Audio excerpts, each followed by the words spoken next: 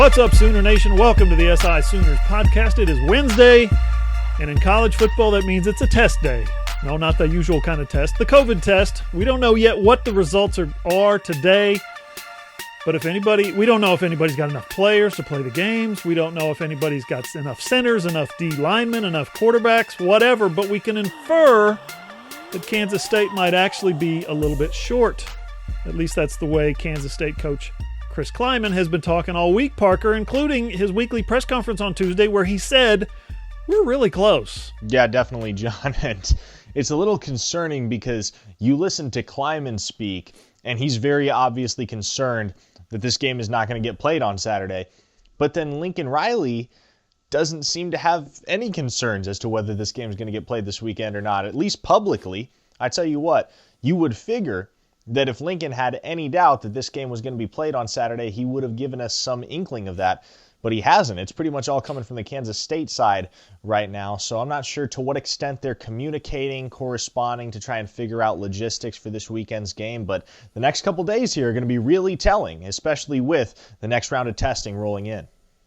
Scary, scary times. I'm John Hoover. I'm in Tulsa. Parker Thune, he's over there in Norman. Thanks for listening to the SI Sooners podcast, and thank you again for watching the SI Sooners podcast on YouTube. As I said, it is only Wednesday, but I asked Lincoln Riley yesterday at his usual Tuesday Zoom press conference about having to hold his breath when the team gets their COVID tests every Friday before a game. Can you imagine the tension? He basically said that it was that way the first week, but they're kind of gotten used to it, the stress of it all. And both coaches, both Lincoln Riley and Chris Klieman, have said it is essentially, right now, it's a never-ending source of stress. They test 3 times a week, and every time it's a source of stress. But Fridays, Lincoln Riley said they go about their usual routine. And then he gets a call from the head athletic trainer, Scott Anderson, and he said it's either a happy call or a sad call, Parker. Yeah, definitely. And the Sooners seem to be in much better shape than Kansas State. At least that's the way that Riley's making it sound. Because as I mentioned, John, you're just getting 2 completely different vibes. Riley says, we're dealing with attrition. In fact, he even mentioned me and Coach Gundy and Coach Murray have lined up with the scout team on occasion to try and fill some of the holes that COVID-19 protocol has created in terms of their practice routine. But Kansas State seems very much concerned, and we heard Klieman say, hey, we are getting dangerously close to one of those positional minimum thresholds. So really going to be crossing our fingers here, John, and hoping for the best with this next round of testing data. This is one of those days, Parker, where we back in the day, we used to have access to practice. This is one of those days I wish we had access to practice so I could see DeMarco Murray carry the football for the Oklahoma scout team and Lincoln Riley maybe line up at wide receiver for the Oklahoma scout team. And who knows, Cale Gundy probably quarterbacking the Oklahoma scout team. I'm just saying, that'd be fun to see those guys out there doing that. Parker, I got to say this, man. I hate to say this. But I had the thought today that it might be maybe it was a bad idea to play college football at all this year, Just look around. Tulsa's game with Arkansas State got postponed today. That's 2 in 3 weeks for TU, and 2, I think, in 4 weeks for Arkansas State. Notre Dame announced an outbreak yesterday. Florida Atlantic, South Florida got postponed literally like an hour ago. The Big Ten is joining in late. The SEC is just getting started this week. You got poor Baylor, who can't get a game in to save their lives. Same with TCU. You've got Houston, which announced today that it can't play North Texas and now has had their 4th season opener postponed, I think, 4 times. And then the Pac-12's like thinking about coming up with some kind of plan that might put them on the field in November. Who knows where that's going to lead. Man, despite all this effort, you get the financial side. Everybody's trying to play games. Everybody's trying to get home games. Everybody's trying to play conference games. And you know what? They're trying to make some money, which is what this is all about. Then the University of Texas announces today that will lose an estimated $162 million because of the pandemic. And then Iowa State said earlier in the day today, it faces a $35 million shortfall, Parker. I guess maybe we shouldn't have really tried to play football this year after all, or am I being defeatist? I don't want to straight up say you're being defeatist, John, but I don't know that I necessarily agree with that because like you mentioned, a lot of these athletic departments are facing 8 and 9-figure shortfalls in their annual budgets, and they're trying to offset that by whatever means possible by just trying to get as many football games on the schedule and played as they can, because football is the biggest revenue generator for an athletic department.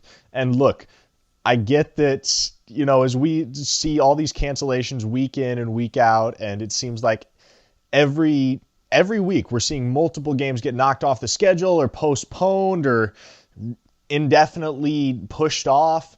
It's really hard to comprehend that this is where college football has come to, but I stand firm on the belief that football in any capacity is better than no football, John, because quite frankly, what would you and I be doing right now if there were no college football? And I get that we're not the only ones with a stake, obviously, in the way that this all plays out. But I'm sure the vast majority of Americans are more than thankful to have football in any form or fashion on their screen on Saturdays. So I'm enjoying it. I'm hoping that we're able to get the rest of this season in, hoping that the COVID-19 pandemic will hold off as much so as possible to allow these college football programs to address these issues that they're facing with the budgetary crises that have arisen from a result of the pandemic. And it's such an interesting conglomeration of circumstances, John, and there's no right answer. There's obviously no one-size-fits-all solution to all of this, and I don't think we should have that expectation. I don't think that canceling the college football season is going to fix any more problems than it would create, because at that point you're talking about having to cut more sports, you're talking about having to lay off employees. College football, I would venture to say, John, for a vast majority of FBS level athletic programs, it's the only thing keeping them financially afloat right now. And a lot of those programs aren't going to be willing to go into detail about the inner workings of their financials and their budget and how much they're actually being affected, because it's easy to throw out a number and say, okay, this is how much we're short. But it's another thing to say, okay, this is how much we're short, and this is how it's going to impact us. Here's the effect that it's going to have 3 to 5 years down the road. And here's the bigger picture, as opposed to this is the amount of money that we're not making this year. Well, you say that. and then news comes out today that the Football Bowl Association has filed a waiver to the NCAA. We know how that can go. But they're asking for relief from the NCAA for its bowl eligibility requirements. In other words, no 6 wins. No, I guess, any wins. I mean, yeah, at this point, you've got more bowl slots literally than you have teams actually playing football, I believe. Some bowls are going to get canceled. Some already have been. Some are going to they're going to lose so much money that they're probably just going to close up shop permanently. I mean, if you think about it, those minor bowls are on such shaky ground to begin with. But Parker, man, I'm all about an 0-7 Kansas getting invited to the Tony the Tiger Sun Bowl to take on 0-6 Indiana, aren't you? Quite honestly, yes, John, because, listen, I want as much football come bowl season as I can handle. Feed it to me. Give me all the bowl season football. And, obviously, like we said, there is no good solution here. There's no satisfactory solution. And so at this point, we just got to do whatever we can. The NCAA has got to do whatever it can, and these conferences have to do whatever they can to make sure that we maintain as much of a sense of normalcy as possible. Listen, I might be alone. I'm willing to die on this hill, John. I might be completely alone here. It sounds like you're not quite on the same page, but I am willing to witness and push for and be a part of any measure necessary to make sure that we're still playing college football every week until January. Whatever that looks like, whatever that needs to look like, if it means just shutting down attendance from fans, if it means playing every single game with no fans, if it means testing athletes with more rigor and more regularity, so be it. But to not play football, John, I don't know if people can comprehend how big of an impact that would have on not just the athletic departments, not just the universities, not just the spectators, but one thing you forget, John, is that college football stimulates the local economy too. And I know it may not be as much of a concern for Norman, but you think about a town like Pullman, Washington, right? A town of 30,000 with an FBS program in Washington State at the heart of the city on campus. Think of how much of an impact not having game days will have on the Pullman economy. And look, the Pac-12 right now isn't playing football. Yeah, they're kind of working to hopefully figure out a solution and get 7 or 8 games in an ideal world. But right now, as it stands, I think a lot of people are considering the impact that it's going to have on these universities and how they're going to suffer and what they're going to have to do to combat the loss of an entire football season. Very few people are considering the greater effect that it has on the economy as a whole, especially to these towns, some of which are very much dependent on college football game days to maintain a healthy economy throughout the fall. Yeah, you really don't have to go any further than Stillwater, Oklahoma, where the local vendors and merchants are dependent for their very life or death on Oklahoma State football games, and the attendance, which has been stripped, as we know, to 25%. So here's hoping that gets turned around at some point, because you're right, it's a huge part of this equation. For our listeners, our readers, our viewers, here's the bottom line. Oklahoma had their game pushed back a couple weeks, and they played an FCS team. Then they had an open date. Now they get 3 straight Big 12 games on 3 straight Saturdays. Kansas State, Iowa State, and Texas. That's going to be hard as hell to navigate with the COVID protocols and the contact tracing that dings guys out of the lineup. It's going to be crazy to watch. And like Lincoln Riley said, it's going to be unpredictable. Up next on the SI Sooners podcast, Lincoln Riley had some interesting things to say about the NCAA, marijuana, and his 3 suspended players. If you haven't heard this yet, you're not going to want to miss it. Hey, are you a business owner looking to get your product out there to the masses? Let's say you run a hotel in Norman, or a car dealership in Oklahoma City, or a restaurant in Edmond, or maybe you're a small online business who creates and sells OU merchandise, and you just want Sooner Nation to come sample your wares. Well, then consider advertising in this space right here on the SI Sooners podcast. SI Sooners reaches thousands of readers, viewers, and listeners literally every day, and the SI Sooners podcast is the ideal place to find your next customer. To advertise, send an email to allsoonersi@gmail.com or DM us on Twitter at @all_Sooners.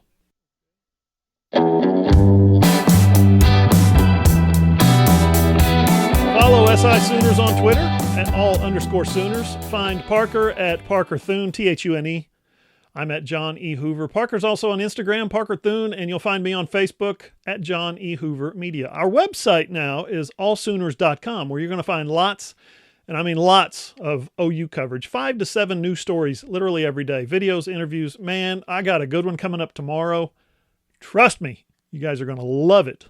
Actually, I got 2 good ones, but the big one is chef's kiss. The video version of this podcast, of course, is over on my YouTube channel, John Hoover Media. And listen, I want to reiterate, if you own a business and you like what you hear from this podcast and you want to advertise with us, we can help you out, just like you can help us out. Lots of options to suit your needs. Drop us an email at allsoonersi@gmail.com. Okay, Parker, let's get to this bit from Lincoln Riley. Bill Haston of the Tulsa World got on the Zoom call yesterday and asked Lincoln about the guys who were suspended before the bowl game last year. We know who they are: Ronnie Perkins, Trajan Bridges, and Ramondre Stevenson. But Bill didn't just ask him what we've all been asking him for the past 2 months. He kind of pinned him down and said, Lincoln, you should have an answer from the NCAA, and by God, we should have an answer from you, which is what all of us have been wanting. He didn't really say that. Those are my words, but there was that tone. Lincoln took the opportunity, after a brief pause to think it over, took the opportunity and he jumped all over it. I love his answer here. Here's the question, and here's Lincoln's response. Take a listen. Lincoln, I understand it's been a wild year for the NCAA, but isn't there someone in Indianapolis who's empowered to spend 2 hours studying the facts of your situation and make a decision? And is the delay, has it been explained to your compliance people, or has it just been silence from Indianapolis?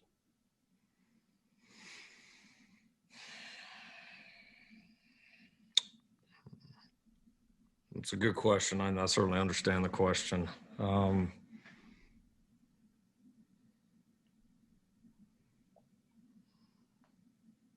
It just seems really unfair to you, to the position coaches, to the athletes. I mean, like I said, I know this is a weird year for the NCAA, obviously. It's unprecedented, nuts. But it just seems to me that like somebody in Indy could like take an afternoon, study it all, and arrive at a resolution so you guys can move on and know what to expect. Yeah, I mean, I think we're approaching it with those guys like that we won't have them, and then if we happen to get some good news, then we'll adjust from there. And those guys are doing the same. I mean, so I think in a sense we've all we're not sitting there dwelling on it day to day. It's been a challenging year for the NCAA. There's a lot on their plate right now, but this is. That's a big issue. I mean, it is. It's and it's a much bigger issue than these three players, and that's and I think maybe that's part of why the process has been a little bit slower than all of us would like. But it's you're talking about an archaic rule within the NCAA, and you're talking about a world that has really changed on that subject, and it's a big deal. It is. It's the unfortunate matter is you could go have a first positive test at just about any NCAA school in the country, and you're gonna get counseling, and you're gonna get all the support that you need at so many of these great schools. And right now, studies are showing that's how you win. That's how you beat this. That's how you actually help a player, help a person that has made a mistake. And I think a lot of these schools have figured that out. And I think, there's been some really positive trends, and I think developments there. The fact that if you have the same test from the NCAA that you miss 6 games, and the disparity between that is, it's not right. And I am confident that it's going to get fixed or get, head to a more appropriate spot. And again, my experience from that comes from the players you see over the years, and how could we have helped them? How could we have done better? And right now it's about that. And so I don't know if something will change in time to affect these guys, obviously for their sake. I hope it does, because it is really severe, especially when only a couple of teams in the country a year get tested. But they made a mistake, and they're living with the consequences right now, and hopefully something gets changed before that. If not, hopefully it gets changed for all the rest of the players, and for just the good of the game. So you really had no hoped for or expected, like the Texas game or a certain week where you're thinking, I kind of sense that maybe we'll get something that week. No. I mean, I don't think it, game wise, this or that. I think it's bigger than that. I mean, I think this is a big policy, and listen, it's something that, this is something that should have been changed a long time ago. You're not going to find anybody that argues with that, but it's unfortunate. But at the same time, it is what it is right now. Like I said, we've come to terms with it. Our players have. If something happens, I think that would be great and the right thing to do. But if something happens later on, like I said, at least it doesn't put other people and other players in what has become a situation for those guys that's not right, and it's not conducive to somebody actually improving and getting better and addressing the issue at hand. And that's the problem that I have with it. All right. Thank you. You're welcome. Okay, Parker, your thoughts on what Lincoln said? Well, it's a really interesting spin on the whole conversation, John, because first off, it was a brilliant question by Bill, as you mentioned. Great angle, got right to the point, really forced Lincoln to you could tell he was kind of uncomfortable answering that question for just a second there until Bill elaborated a little bit more. But the fact that Lincoln went straight for that particular aspect of this whole narrative, not the suspensions, but the rationale behind the suspensions, the motive behind the suspensions, I thought was really interesting.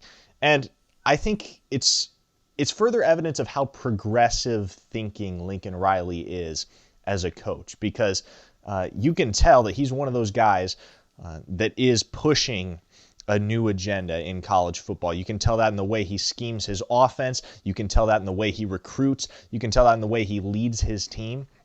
And I think this is just further evidence on a much larger scale that Lincoln Riley wants to foster change. And, support marijuana, don't support marijuana. I don't know whether I really fall on one end of the spectrum or not, John, and that's kind of something that everybody has their own opinions on. However, I think what's clear is that Lincoln Riley, in terms of what his players or how his players are conducting themselves off the field, the way he sees it, right? This doesn't enhance their play at all. This isn't something that's illegal in the state of Oklahoma anymore, obviously with certain provisions there. So it's really just him issuing a public challenge to the NCAA. Hey, this needs to be revisited, right? Times have changed. This deserves another look. And so I thought it was interesting that that was the angle that Riley took, not necessarily addressing the NCAA's timeline on the suspensions, but saying, hey, we need to question and we need to take a deeper look at why these suspensions occurred. And in addition, why do they need to continue occurring if the nature of the suspension and the motive behind the suspension no longer falls in line with local and state regulations? He basically said suspending them doesn't help them. We need to come up with a way to help them. I was fascinated by that.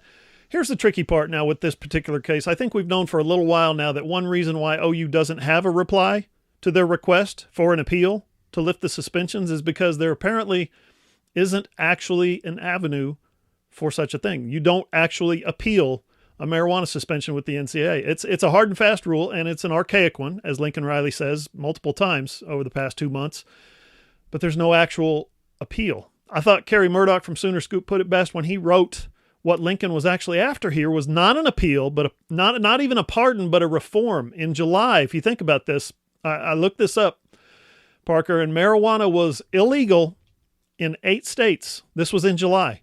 It's now September. You know how many states it is illegal in now? Again, I looked it up. 3. Idaho, South Dakota, and Nebraska. That's how fast this thing is changing. The NBA, the NFL. Lincoln Riley's 100% right. They don't test players for recreational alcohol anymore like they did back in the 50s or 60s or whatever. And there's a reason for that. Times change, laws change, people change. But the NCAA remains slow to change. It's kind of sad. On the website this week, I got to tell you, I wrote a pretty cool story on Theo Howard's transfer to OU. Basically, his journey from UCLA through multiple injuries. Poor guy.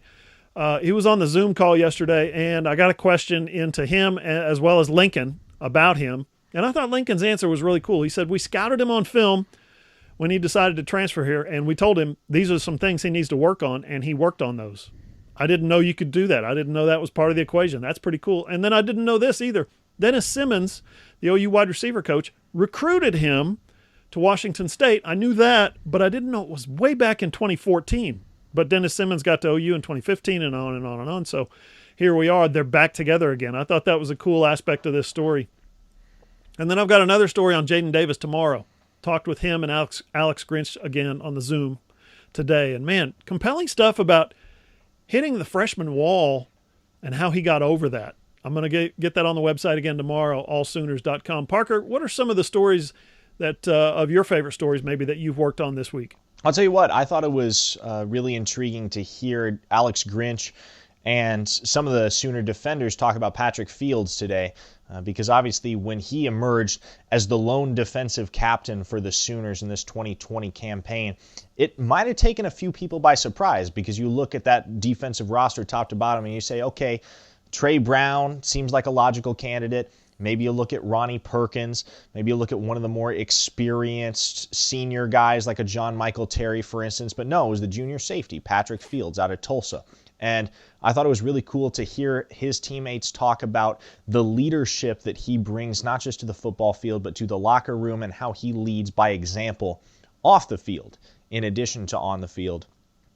And I thought Alex Grinch had a really, really interesting perspective as well, because he said, Pat's one of those guys that couples great play on the field with a real solid walk off the field, and that's a really easy thing for other guys to get behind. And Pat, he's just very thankful to be in this position, being a guy from right down the road, going to Tulsa Union High with Trey Brown.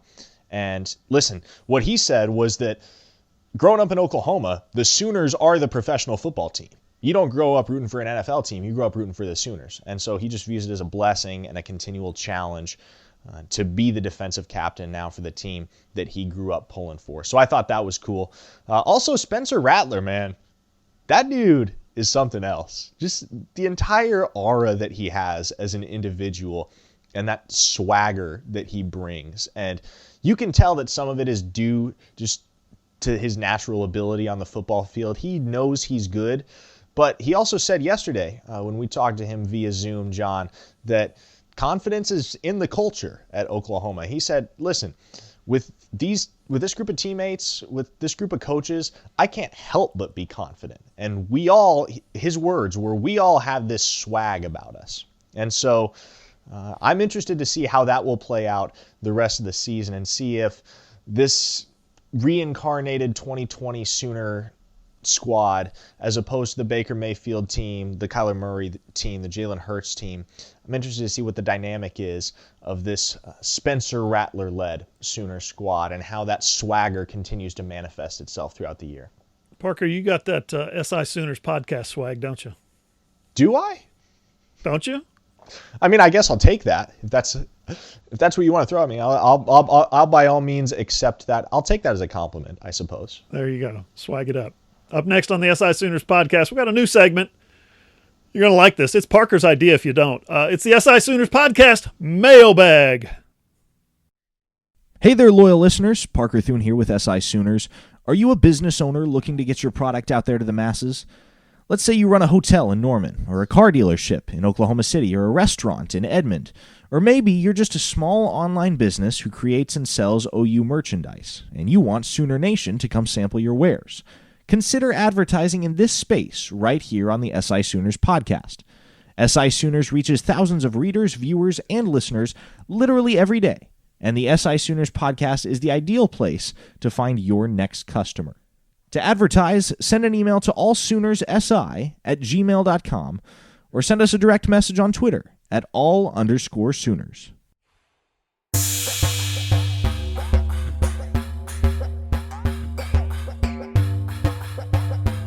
Final segment of the SI Sooners podcast, rolling along. Man, we better not be postponed this week. That's all I'm saying. That'd be 2 open dates in a row, and that would suck. I was just encouraged to hear you say, I hope we don't get canceled this weekend at the beginning of the segment, John, because it sounded like from what you were saying in the first segment that you hated football and hated the Sooners. So glad to hear you singing a bit of a different tune.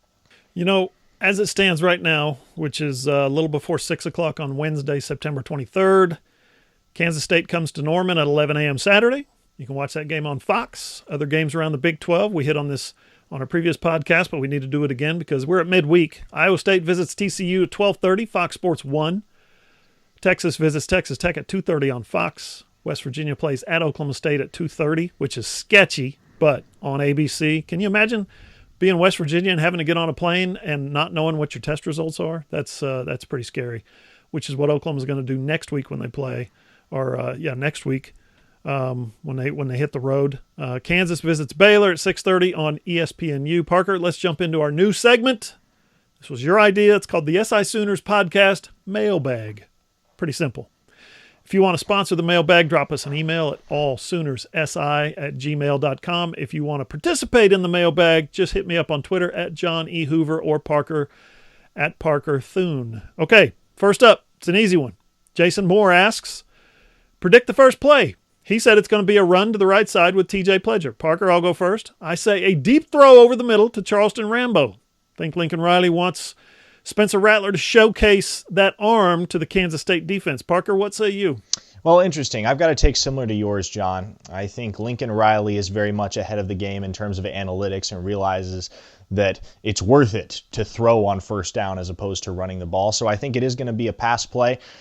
I think it goes to Austin Stogner, though. Short pass pattern, maybe a flat. Oh, you love you some Austin Stogner. Yes, I do. 2 to 4 yards. Get the ball out to Stogner, get him in space, see if he can create. But I think the first play of the game is not going to be a shot downfield. It'll just be a play to try and get some chunk yardage, and I think Stogner's the guy. So we'll see how it pans out. Gonzo Strangelove on Twitter asks, what are the chances a lot of contending teams get to mid-December and are short having played a full or qualifying slate of games regarding the playoff? Like 1/3 of the games have not been played, a quarter of the games have not been played. Does the committee, the playoff committee, extend the season to get those games, those later games scheduled in late December, even into January? I'd like to think that's a possibility, Parker, but I say no. This weird season with everything that's going on. They're going to do with what they've got on December 19th or December 20th, whatever that is. They're going to play the playoff as is. Parker, what do you think? Well, no, consider this, John. If you're talking about the playoffs, if you're talking about the college football playoff being played, say, the second and third week of January, right? And that's what it's scheduled for, and that's what you're planning on, come hell or high water, you're going to have 4 teams competing for the college football playoff come the second week of January. Now, if you get to the end of the season and say you have Big Ten teams in the mix or Pac-12 teams in the mix that joined the game late, and you're talking about pushing the college football playoff back, say, into February in order to accommodate a couple extra regular season games for those teams, then I think you're giving the Big Ten and the Pac-12, if those are the conferences in question, you're giving them an unfair advantage, especially given the fact that they elected not to play college football and then jump back in at literally the last second to try and salvage their season because they realized that the rest of the college football landscape was proceeding without them. So I think for the conferences and for the teams that have been in this from the beginning, you've got to remain faithful to them. It's not your problem, and it's not your fault that the Big Ten and the Pac-12 were late to the game, made a hasty decision, and had to backtrack on it. What's not fair to those programs and to those conferences that have committed and have been committed from the beginning to playing the 2020 college football season, what's not fair to them is to push the playoffs back for the sake of the teams that were behind the curve.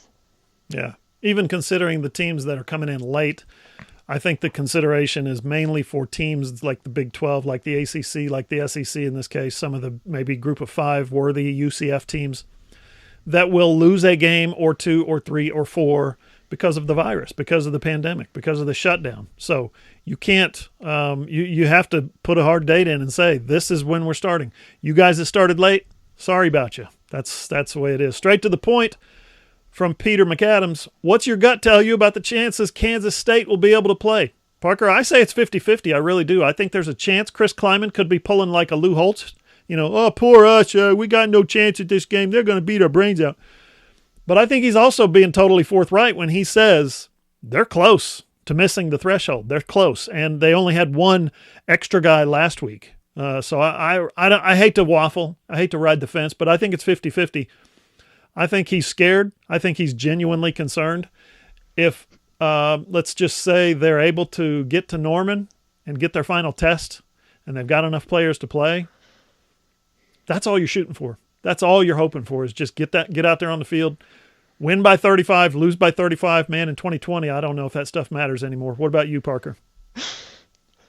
First off, John, props for the Lou Holtz impression. I did not expect it to be that on point. Thank you very much. I did not expect it to be that on point for an Alaskan Oklahoma implant. That was admittedly impressive. But my short radio career, I actually did quite a few Lou Holtz impersonations on the air and got some applause. Oh gosh, we're gonna have to start a social media campaign of some sort to get John to do an entire segment as Lou Holtz, but we can shelve that for another day. But no, in terms of the game this week, I think we're going to know by tomorrow, John. I would be willing to bet that come 48 hours from game time, which would be tomorrow, let's say tomorrow at noon, so technically 47 hours if you really want to be that scrupulous about it. But I think by tomorrow we will know for sure whether Oklahoma and Kansas State are going to play this weekend. I'm about with you, John. I would say I lean more towards the 60-40, 70-30 as to saying, yeah, they're going to play, simply because I find it hard to believe that Kansas State is actually going to run up against one of those positional minimums or against the 53-man roster minimum. But I do think that come tomorrow morning, come tomorrow afternoon, come tomorrow, we're going to know definitively, because I think once you get on to Friday, it's way too late in the game to call it off. Last one, Matt Morton asks, with the way K-State and Iowa State played 2 weeks ago, does OU really have anything to gain by playing these games? Like, if they win by 40, it's no big deal. But if they don't, it's a disaster. Well, I see that point. I do. But I think this year, like I said before, 2020, I'm not sure any of that counts. Style points or reputation or what the playoff thinks about you, any of that. If you get to play the game and you're able to win it, then for my money, you're in the playoff conversation. If OU gets 2 games wiped out, finishes 8-0, and wins the Big 12, they're in the playoff conversation. And I think the same thing happens in the SEC and the Big Ten and the ACC somehow. If OU somehow gets left out, I think this is a year that you call that a win. I'm serious. I mean it. You go 8-0. A couple other teams get in the playoff ahead of you. It's a win. You got to play some football. You won some games. You had a nice season, and you got paid handsomely, presumably. If you can navigate the virus at this point, keep your kids healthy as much as you can for the most part, and win some games, that's a win-win. What say you, Parker? Oh, I mean, hey, if you go 8-0 and don't make the college football playoff, you can just hang that 2020 National Champions banner in the style of the Pokes. But no, on a more serious note, I do think, John, that style points matter more for Oklahoma than any other team in college football, simply because it looks like the Big 12 is that bad. Honestly, like, as long as the Pac-12 isn't playing football, top to bottom, the Big 12 is the worst conference in the Power 5 this year, and it's really not close. And so Oklahoma needs to take every opportunity to score style points against these lower level opponents. Kansas State is not going to challenge Oklahoma on Saturday. They're just not. They don't have the firepower. They're not going to have the personnel. They're going to be shorthanded as it is. There's absolutely not a chance that Oklahoma gets a run for their money from Kansas State. At least there shouldn't be a chance, especially in Norman. However, Oklahoma needs to understand that because the rest of the Big 12 has started in utterly ignominious fashion, the public perception of this conference is as low as it's been in a long time. And so, I think the only scenario in which we're having a conversation about Oklahoma making the college football playoffs, John, is if they have a 1 in the loss column at the end of the year. I think if they go undefeated, they're in, because I think they still have enough of a brand and they have that name recognition to be able to vault into the playoffs over maybe another one-loss team or potentially undefeated team that they'd be squaring off against. But I do think Oklahoma's brand would win out in that case. But if Oklahoma loses, if they slip up, which it doesn't look likely at this point, John, but let's be straight here. Oklahoma slips up every year, it seems like, and it's never to the same team, and it's always completely out of the blue, but they always seem to slip up. If and when they slip up, they're going to need to be able to formulate as strong a resume as possible in order to get back into that college football playoff conversation, because this is a sprint. It's no longer a marathon. Odds are, John, you may have 4 undefeated teams in the college football playoff at the end of the year simply by virtue of the fact that they're only playing 8, 10, 11 game schedules as opposed to 13 and 14 game schedules. So the margin for error is that much smaller, and for Oklahoma, there's almost no margin for error, almost none. And so every game counts, and Lincoln Riley and the Sooners need to take every game seriously and make sure that they're doing everything they can to beat these teams into the ground and emphasize and add credence to the notion that they are one of the 4 best teams in college football and leave no doubt in the eyes of the committee. Create some separation between themselves and the rest of the Big 12. A little more news. OU got a basketball commit this week. C.J. Nolan committed to the Sooners on Monday. Parker, what can you tell us about him and how he fits into Lon Kruger's plans to apparently hoard or keep stacking up all these combo guards? Yeah, so Nolan's second commit in the class of 2021 for Oklahoma following Bijan Cortez, who's out of Kingfisher, Oklahoma, obviously top in-state prospect in the class. But Nolan is a big, bulky guy, 6'3", 215, well-built for a guard, versatile, can slash, can shoot a little bit. He's one of those guys that Lon Kruger is going to be able to flex around a little bit and play in an extremely versatile role. And I think when you're looking at the Sooners backcourt and how it's going to shake out next winter, you got him, you got Bijan Cortez, you got the 2 transfer guards in Umoja Gibson and Elijah Harkless, and then you got Davion Harmon, who was a stud as a freshman and looks like he's going to be the anchor in that backcourt for years to come. Sooners are looking deep, and there's no one guy that jumps out off the page at you and you say, okay, that guy's going to score 20 points a game for the Sooners. But I think the depth is where Kruger and the Sooners are going to find their sweet spot. Interesting. Jalil Farooq, remember, the wide receiver from Maryland, he's going to commit on Sunday. Can't forget that. Could be a big announcement. I think everybody around here expects some good news for Oklahoma. Parker, is there anything going on with the big 3, Kamar Wheaton, Bryce Foster, or Emeka Egbuka? Nothing new I can speak of, John. Obviously, Wheaton and Foster it looks like those two are far more likely to commit to Oklahoma than Egbuka, at least at this point. Caleb Williams, obviously, is going to have to, I think, work on Egbuka a little bit more before that becomes a realistic possibility. But we're getting down to crunch time, John, and we don't know how National Signing Day is going to work because obviously the recruiting dead period has been extended through the end of 2020, so you may see National Signing Day pushed back. But one way or another, I think the Sooners should be looking forward to this weekend because I think they got a real good chance to land Jalil Farooq. And then I think they're in a real good spot to potentially bring home Foster and Wheaton as well. And we'll see about Egbuka. Have to keep our eye on that. Listen to this podcast on iTunes, Spotify, Google, wherever you get your podcasts, or just go to our website, allsooners.com. Click on the player and listen as you like, either on your phone, your tablet, your computer. And do not forget to check out the video version over on my YouTube channel, John Hoover Media. For Parker Thune, I'm John Hoover. See you guys.